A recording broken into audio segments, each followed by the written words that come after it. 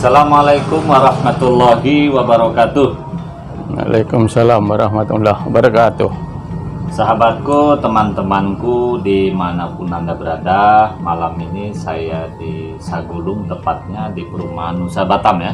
Geraha Nusa Batam. Geraha Nusa Batam, bertemu seorang sahabat yaitu Mas Bahri. Kenapa saya ingin jumpa beliau ini? Pertama, saya ingin mendapatkan informasi untuk pelajaran kita bersama. Beliau ini seorang birokrat yang merangkat dari nol dan juga sebagai mubalik. Jadi kita tanya beliau bagaimana kiprahnya membina masyarakat pulau. Tapi oleh karena itu, untuk lebih akrab dengan beliau, kita sapa dulu beliau. Assalamualaikum Mas.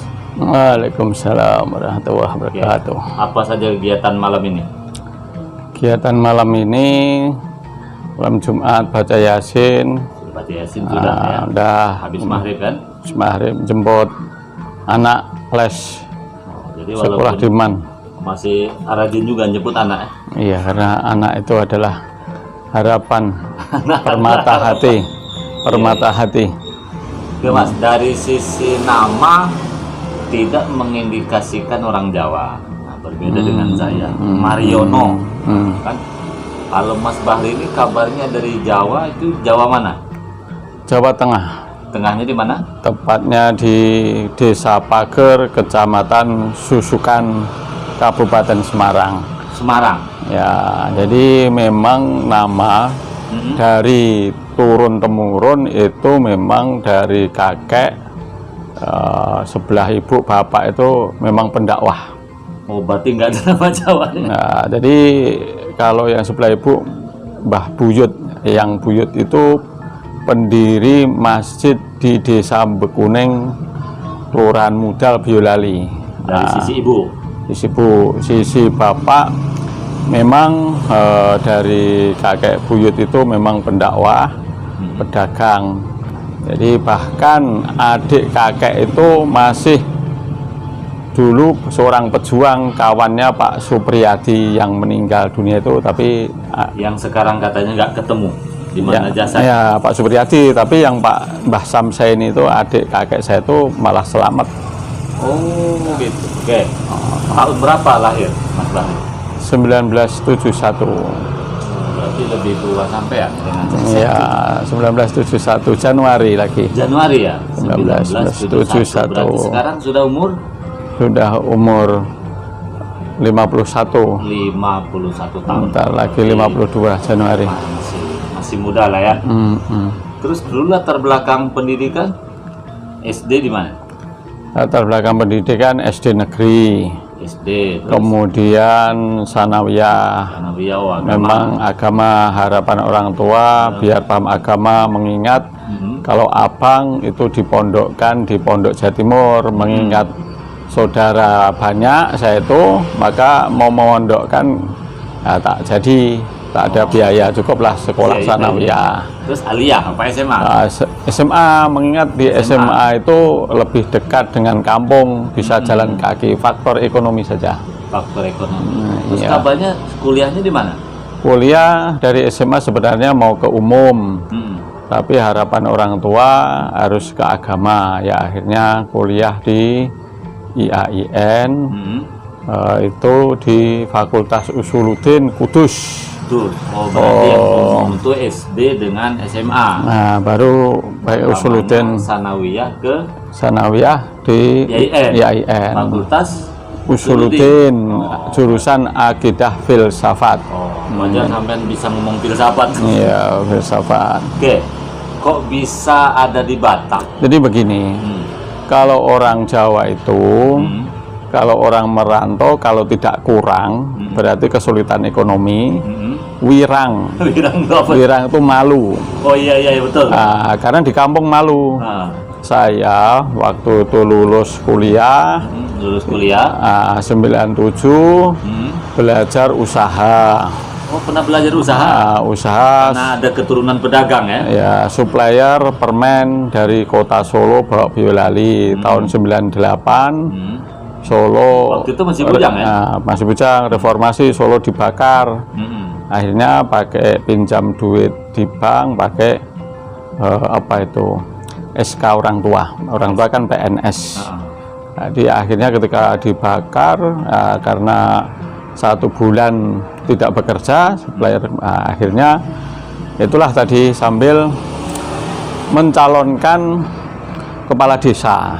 Oh, ternyata lurah. Ya, karena begini, waktu dulu tuh saya berprinsip amal ma'ruf nahi mungkar. Jadi bagaimana kemaksiatan di kampung itu hilang. Jadi singkat cerita, saya mengajak niatnya dakwah ya. Dakwah. Ngajak remaja masjid ikut perguruan, namanya perguruan Al-Fitrah. Jadi Al-Fitrah itu setiap sholat wirid biasa, subhanallah, alhamdulillah. Apa hubungannya Al-Fitrah dengan Surabaya? Tidak, beda. Beda. Ini perguruan Al-Fitrah tenaga dalam saja, agar para remaja ini saya himpun untuk membubarkan perjudian, kemungkaran. Jadi kita ini remaja masjid kecil-kecil, sementara ada orang besar yang preman. Kalau preman itu dihargai orang, kalau biasanya diajeni, Mas, kita orang baik, masa tak ada mereka. Saya ajak latihan tenaga dalam. Akhirnya ketika perjudian judi dadu itu saya datangi, saya bubarkan, bubar.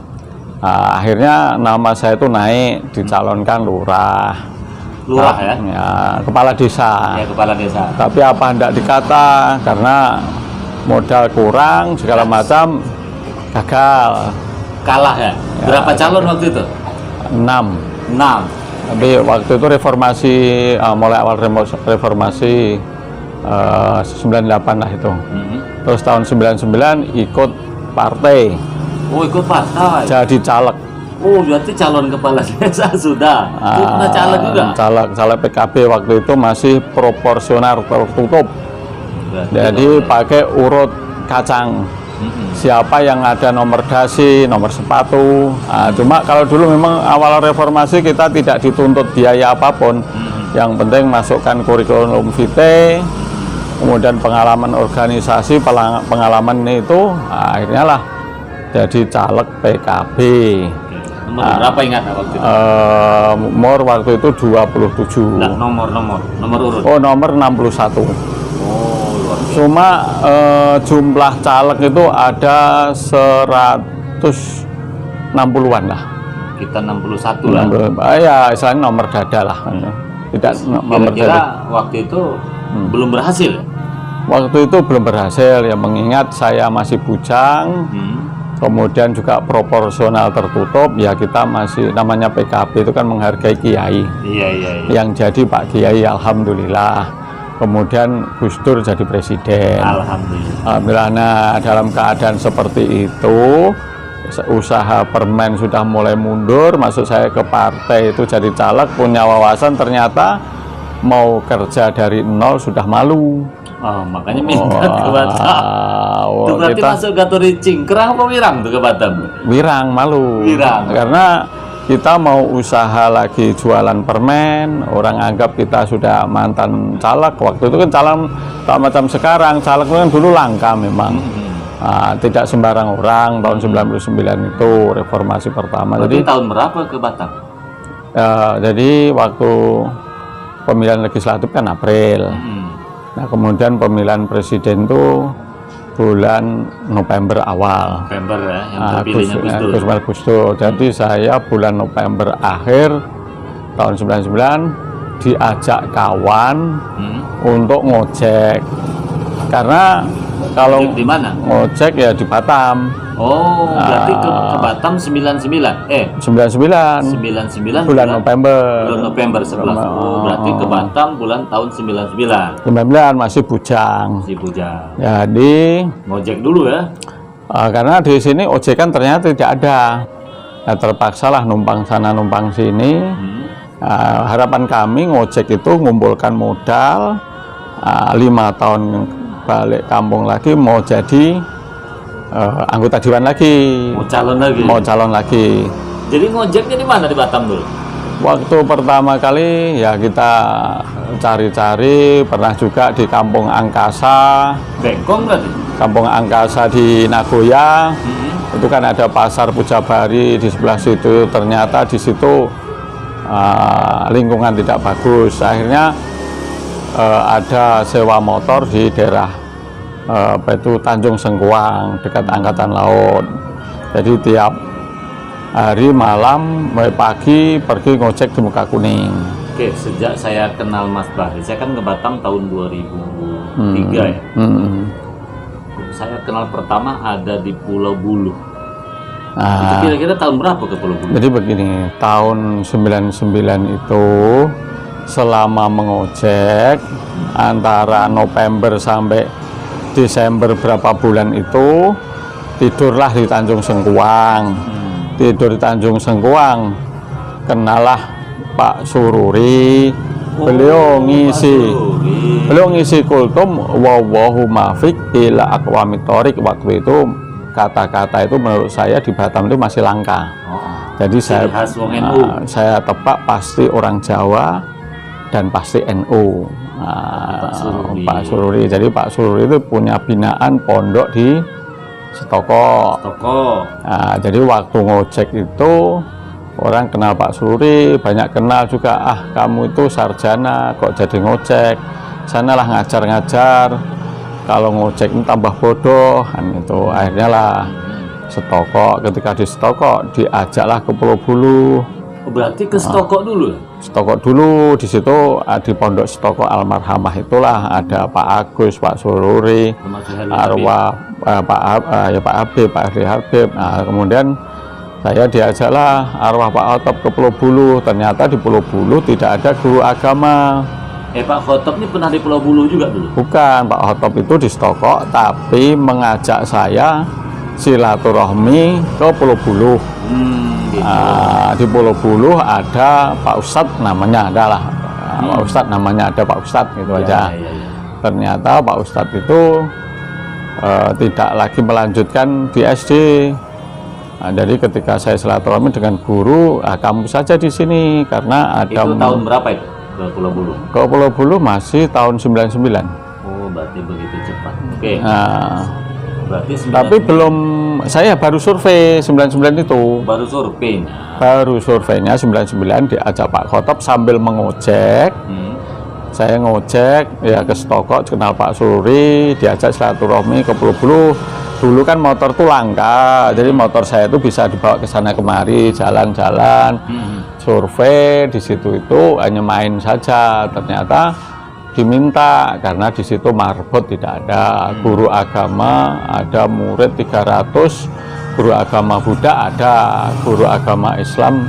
Ini maksudnya sekolah SD kan? Sekolah SD itu. Kan sekarang ada SD, SMP, SMA. Enggak, yang SD. Waktu itu belum ada SMA ya? Sudah, SMP ada. SMA belum? SMA belum. Cuma guru agama SD tidak ada. Berarti mantep di Pulau Buluh tahun berapa tuh, Pak? Kemudian kami berpikir, sudahlah sebenarnya saya itu fokus ngojek mengembalikan modal. Tapi saya berpikir bagaimana tentang kelanjutan agama di Pulau Buluh. Dakwah khairun nas afamlinas walayan suruh nawah wawahu qawiyyun aziz. Allah akan menolong orang yang menolong agama Allah. Allah lagi maha kuat, lagi maha perkasa. Itu aja niat menolong agama Allah, karena guru agama Buddha ada, guru agama Islam tidak ada. Jadi itulah. Jadi waktu itu Buddha ada, yang Islam tidak ada. Tidak ada. Padahal lebih banyak Muslim kan? Banyak Muslim, murid 300. Iya. Gaji waktu itu hanya 200 ribu. Honor komite itu bukan istilahnya? Ya, honor komite 200 ribu. Zaman itu kan ada istilah komite. Ya, jadi marbot honornya 100. Marbot masjid? Marbot masjid 100. Yang besar itu sekarang? Iya, masjid Nurul Imam Buru. Jadi marbot 100, guru 200. Terus ngomong kita keluar dari situ. Nikah tahun berapa? Nikah tahun 2001. Saya dicarikan selagi usia 30 saya nikah, dicarikan orang tua. Selagi perempuan itu, wanita itu mau dengan saya, ya saya mau gitu aja sudah. Tahun 2001. 2001. Istrinya orang mana? Orang Salatiga. Oh, sama-sama Jawa. Sampai sekarang punya anak berapa? Anak 3. 3. Terus rencana punya 3 tuh anak? Apa nggak nambah lagi? Ya, mudah-mudahan istiqomah itu aja dulu. Kalau istri rencana 1 apa nambah? Ya udahlah, istiqomah aja 1 aja. Kan sunnah Rasul. Iya, udah. Biar 1 aja ya. Ya saya sunnah Rasulnya ikut puasa Senin Kamis sama tahajud aja. Terus gini Mas Bahri. Mas Bahri ini kok bertahan lama tuh kenapa? Di pulau ya, di hinterland pulau-pulau. Kan saya melihat banyak juga pegawai ya, yang mubalik, yang ustad, yang di Galang, yang di belakang Padang, tapi tidak lama. Nah, Mas Bahri ini kan berarti dari 99 bisa dikatakan surveinya, anggaplah 2021 ya. 2000 saya masuk ke Pulau Bulu. 2000. Januari 2000. Sekarang kan 2022. Nah, kira-kira semua orang waktu itu tak mau di pulau dengan alasan orang tak ada pedulilah segala macam. Kan anggota mubalik kan begitu kan? Iya. Sampean kok bisa bertahan itu apa yang melatar belakangi waktu itu? Padahal Pulau Buluh ini kan dan sekitarnya kan termasuk yang susah. Jadi begini, memang kalau saya waktu itu mengandalkan dari honor, itu pun juga sedikit, tapi saya punya cita-cita harapan waktu itu mendirikan foto studio. Oh, foto Ya, pernah dulu buka usaha. Jadi foto studio itu waktu kuliah itu kan saya itu bagian dokumentasi. Di Pulau Bulu itu kalau waktu itu usaha menjanjikan, jadi buka usahalah foto studio. Ya syukur, alhamdulillah meskipun masih honor kemarin tuh ya secara ekonomi saya cukup. Karena ada usaha. Karena ada usaha. Namanya foto waktu itu 1 hari pernah dapat 3 juta. 1 hari. 1 hari tahun. Itu bukan hanya orang Pulau Bulu yang foto ya? Bukan, seluruh kecamatan Bulang, Jaluh, Tengkui, Temoyong, Selat Nenek. Itu ke kita. Kalau mau tahun ajaran baru fotokopi foto studio panen 1 hari 3 juta kadang. Oh, karena Pak Bahri memang Akhirnya ada jiwa dagang ya, birokrat. Memang saya milih ke Pulau Bulu itu tertarik, memang ada cita-cita untuk mendirikan usaha. Mendirikan usaha. Foto itu. Berarti mubalik sekaligus pengusaha lah. Iya, untuk pengusaha. Nah, terus sekarang kan PNS katanya. PNS itu tidak ujuk-ujuk PNS apa honor dulu bagaimana? Ya, saya masuk honor itu tahun 2000. Tahun 2000. Nah, tahun 2000 guru, kemudian diajaklah Pak Lurah sama Pak Camat untuk gabung di kelurahan. Berarti status bisa PNS bukan honor gurunya ya? Bukan, honor di kelurahan. Nah, selama 5 tahun itu saya tes Kemenak. Kawan saya tes. Pernah tes Kemenak? Tes Kemenak itu kawan saya Pak Bima Sakti itu dari tahun 2000 beliau yang lolos. Nah, dari saya 5 tahun itu tes Kemenak, Pemko 5 tahun. Dari sampai 2005. Barulah 2006 ada program Pak SBY khusus honor tes tersendiri, barulah berangkat PNS. Berarti sampai bisa PNS itu nggak ada orang besar yang mem-PNS kan? Tidak ada. Berjuang sendiri. Iya. Berarti selama 5 tahun tes aja ya? Iya, tes itu aja. Termasuk tahan juga ya? Tes ya Pemko, ya Kemenak, Pemko ya Kemenak. Nah, jadi kalau tak salah kan tes PNS langsung ditempatkan di lurah dulu ya? Memang kami honor di kelurahan, maka ya diterimanya di kelurahan sesuai yang honornya itu. Sesuai dengan tempat awal. Tempat awal. Kemudian kalau tidak salah staf kelurahan jadi sekcam dulu ya, seklur. Setelah jadi staf biasa, kami bagian operator KTP tahun 2008. Kemudian saya minta itu KTP siap ya? Ya, kemudian saya minta Pak Camat, saya tugas di pulau saja, di Pulau Air, Kelurahan Batu Legong. Pulau Air. Pulau Air itu naik ke Tinting. Naik ke Tinting. Jadi mengingat di Pulau Air itu dan Pulau Seraya dan Pulau Labu sekitarnya, ya khotib itu kan seorang saja. Maka saya kalau tidak ada orang, saya yang menggantikan di Pulau Air. Salah satu tujuan lagi-lagi dakwah tadi Lagi dakwah, saya memang minta waktu itu sama Pak Camat, saya mau dakwah, saya minta yang di pulau saja. Saya tidak mau dulu di Pulau Bulu ada sektor, suruh ke sektor Pulau Bulu, saya tidak mau, saya maunya yang di pulau saja sambil mengamalkan ilmu. Pulau Air jadi lurah di apa namanya itu? Pantai Gelam. Pantai Gelam. Jauh itu kan? Ya jauh. Setelah di Pantai Gelam kembali lurah di Pulau Bulu. Nah, sekarang jadi Sekcang. Ya. Oke, ini cita-cita ke depan. Kira-kira rencana nih. Kan berarti umur berapa sekarang? Umur 51. 51. Berarti kalau jalan terus karir, insya Allah ya, karena waktu masih panjang apalagi S1. Sekarang S2 kabarnya? Ya sudah S2 2014. Ambil fakultas apa? Hukum, Magister Hukum. Hukum 2000 berapa? 2014. Oh, berarti sudah lama. Berarti Sudah lama. ada nggak keinginan untuk menjadi kepala dinas gitu? Ya kita mengalir saja. Kita alhamdulillah ada bersyukur kepada Allah, rezeki dah lebih-lebih di Pemko atas perjuangan Bapak Wali Kota Pak Rudi. Secara ekonomi alhamdulillah sudah sejahtera. Sudah sejahtera. Terima kasih Pak Wali yang mensejahterakan Iya. PNS terutama yang di Batam ini luar biasa. Luar biasa. Luar biasa. Oke, sekarang kembali ke kita. Semua orang kan punya cita-cita. Nanti menjelang pensiun atau setelah pensiun. Dulu kan ada sejarah pernah caleg PKB. Nah, sekarang masih ada nggak keinginan maju legislatif? Kalau sekarang ini saya rasa tidak ada. Saya cuma punya keinginan ketika pensiun, cita-cita mau jadi imam musola atau imam masjid aja. Jadi tidak ingin terjun ke politik seperti dulu. Enggak, untuk kita sementara inilah. Di politik sudah cukup juga sebenarnya. Waktu di mahasiswa itu sama juga politik waktu itu. Jadi memang halangan rintangan waktu mendirikan organisasi mahasiswa pun juga banyak sekali hambatan rintangan. Mendirikan TPA juga banyak sekali halangan dan rintangan.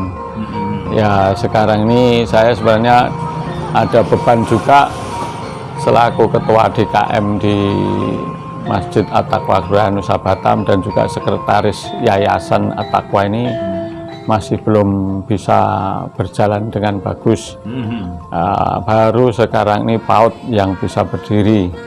Untuk sekolah formal SD SMP itu masih belum banyak perjuangan. Oke, berarti untuk sementara ini tidak ada keinginan maju politik. Karena Mas tadi kenapa itu saya tanya? Karena banyak pejabat di Batam dan di beberapa tempat ya sebenarnya. Kadang-kadang begitu selesai pensiun calon, gitu kan? Nah, kan ada yang belum selesai, termasuk salah satunya mungkin saya lah ya. Tahun 2024 namanya DPD. Berarti kalau Pak Bari tidak. Iya, tadi Bapak menginginkan kalau sudah pensiun ingin jadi imam musola, imam apalah yang penting ngurus yayasan, masyarakat. Itu kira-kira dalam bayangan suami istri, kan banyak di Batam ini orang merantau menjelang habis tugas balik kampung. Nah, kalau kemarin kan ke Batam Wirang Cingkrang, sekarang kan tidak Wirang Cingkrang lagi. Kalau balik kampung tuh ibaratnya bisa dikatakan sudah sukses lah. Rumah sudah cukup bagus, mobil sudah punya, semuanya sudah punya. Cuman istri saja masih satu. Nah, maksud saya, adakah keinginan balik kampung ke Boyolali atau ke Semarang, apa tetap di Batam saja dalam pikiran? Jadi begini, kita ini ngurus umat di mana saja. Tapi sebenarnya kalau di tempat mertua itu dia ada masjid, entah kalau di kampung situ itu kalau tidak keluarga dari mertua itu jadi imam kurang afdol. Oh memang keluarga apa? Keluarga kiai lah ya. Ya keluarga gitu, sehingga ketika orang lain, sebenarnya kami sudah siapapun boleh saja, tapi tidak tahulah anggapan masyarakat itu seperti itu. Ya nanti tergantung juga, paling tidak kalau kita sudah tua ini ngikut anak, yang kita ikuti anak. Kalau kita udah idealis berdua sama-sama tua, kalau tidak ada yang dahan yang kokoh kita berteduh ya juga berat juga. Tapi kalau anak itu sebagai tempat berlindung di hari tua, ya kita meskipun dakwah, tapi kan ada anak yang bisa diajak untuk mengurus keperluan. Oke, baiklah Mas Fahri. Ini kapasitas saya sebagai konselor dan mediator konflik keluarga. Mas Fahri ini kan menikah sudah sekian puluh tahun. Insya Allah sampai akhir hayat tidak terpisah, dalam artian tidak cerai. Ini pelajaran untuk semuanya, karena saya hari-hari menangani konflik rumah tangga.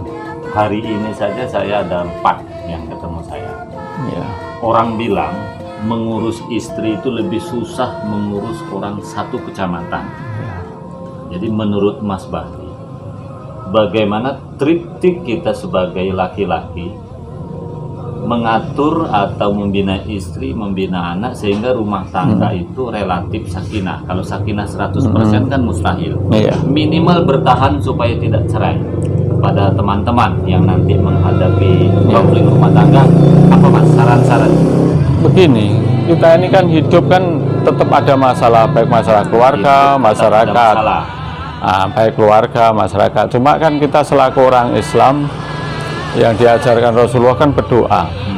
Dan ketika ada masalah yang berat, kita ini kan disunahkan untuk sholat.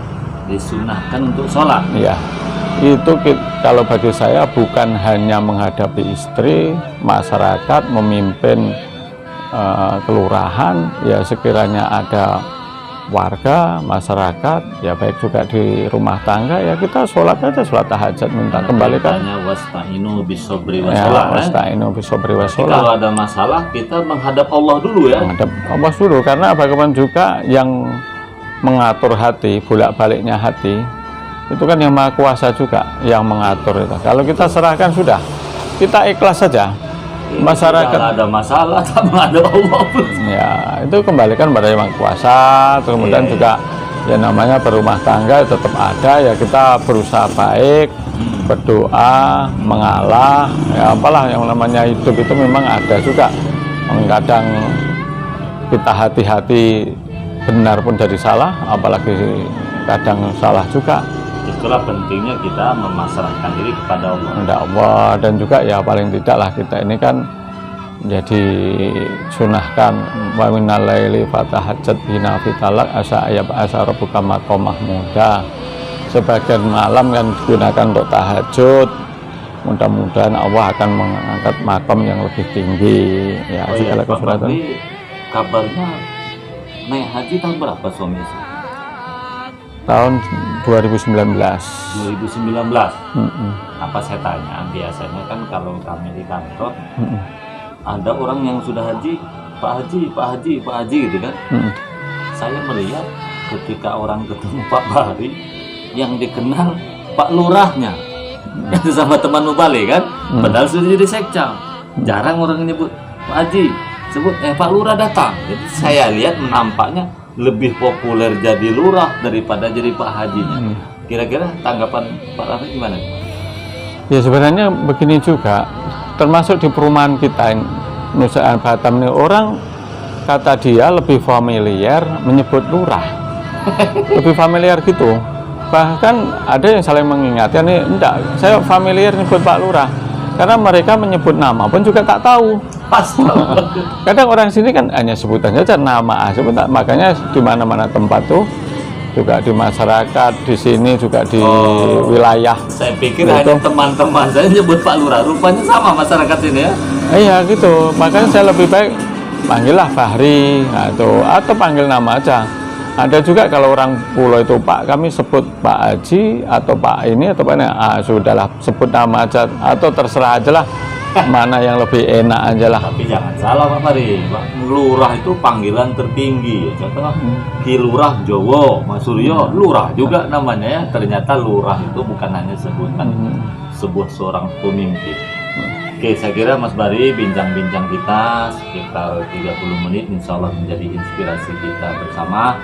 Ternyata beliau Mas Bari ini ada 3 hal ya. Yang pertama juga seorang pendakwah dan juga sebagai ya pedagang, makanya beliau bertahan di pulau.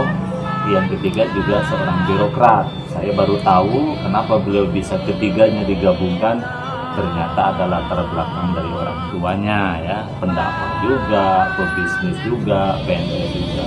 Dan kenapa beliau bisa bertahan di pulau? Ternyata tidak semata-mata mengharapkan ya iuran dari masyarakat. Honor cuma 200.000, menurut 100.000 kan? Maka salah satu caranya adalah dengan berdagang. Jadi kepada teman-teman yang ingin berdakwah di pulau, maka ikutilah beliau nih. Kalau bisa 3-tiganya itu pendakwah juga, ikut pemerintahan juga walaupun honor, sekaligus berdagang juga. Dan saran beliau tadi kepada teman-teman yang mungkin sekarang rumah tangganya sedang berkonflik, apapun masalah yang kita hadapi, awali dengan minta tolong kepada Allah. Salah satunya adalah dengan cara menunaikan ibadah sholat. Setelah sholat ngadu kepada Allah, baru kita selesaikan masalah. Insya Allah masalah besar jadi kecil. Saya kira itu, mudah-mudahan Pak Bari selalu sehat, dipanjangkan umur dan dimudahkan semua urusan. Cukup sekian. Assalamualaikum warahmatullahi wabarakatuh. Waalaikumsalam warahmatullahi wabarakatuh.